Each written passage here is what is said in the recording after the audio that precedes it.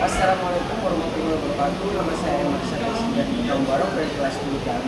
Di sini saya ingin menjelaskan bagian-bagian mikrometer seperti gambar yang ada di samping saya berikut ini. Kamu tahu nggak ini gambar bagian apa dari mikrometer?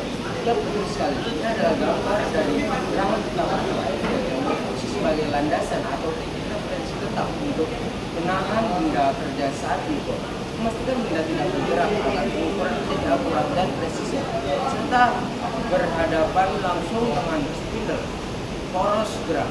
Mau tahu lebih lanjut tentang bagian-bagian mikrometer yang lain? Simak simak video berikut ini. Dalam video ini terdapat 9 bagian mikrometer termasuk Elvil yang saya jelaskan sebelumnya tadi. 1. Rahang tetap atau Elvil berfungsi sebagai landasan atau titik referensi tetap untuk menahan benda kerja saat diukur, memastikan benda tidak bergerak agar pengukuran menjadi akurat dan presisi, serta berhadapan langsung dengan spindle, yaitu poros gerak. 2. Rahang gerak.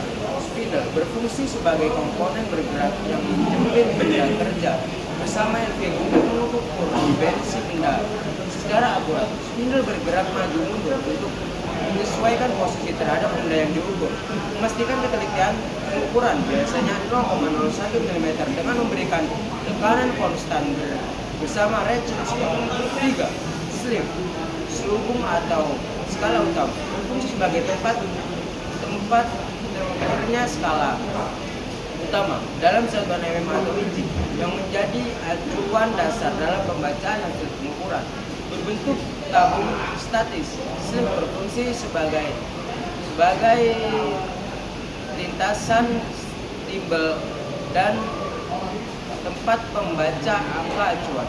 Biasanya dalam satuan 0,5 mm yang kemudian dijumlahkan dengan skala timbel untuk hasil angka. 4. Timbel skala putar berfungsi sebagai komponen pemutar untuk menggerakkan spindle poros geser mendekati atau menjauhi Elvil landasan saat mengukur objek, sekaligus sebagai tempat tertera skala Arrhenius. Skala putar untuk membaca hasil pengukuran presisi. 5. Ratchet berfungsi memberikan tekanan yang konsisten dan terkontrol pada benda yang diukur dengan cara menghasilkan bunyi klik saat putaran melebihi tekanan yang ditentukan. Tidak pengguna mengencangkan terlalu kuat dan memastikan hasil pengukuran akurat serta berulang. 6. Frame berfungsi sebagai rangka utama atau penyangga yang menopang seluruh komponen mikrometer, menyediakan struktur yang kokoh dan berfungsi sebagai pegangan saat mengukur. Benda ini biasanya berbentuk besi dan terbentuk dari logam tahan panas. 7. Lock berfungsi menahan atau mengunci posisi spindle poros geser agar tidak bergerak atau bergeser setelah proses pengukuran selesai. 8.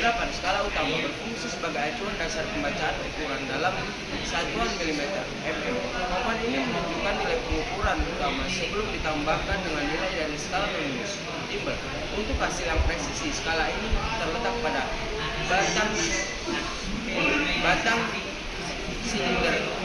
batang silinder dalam slip.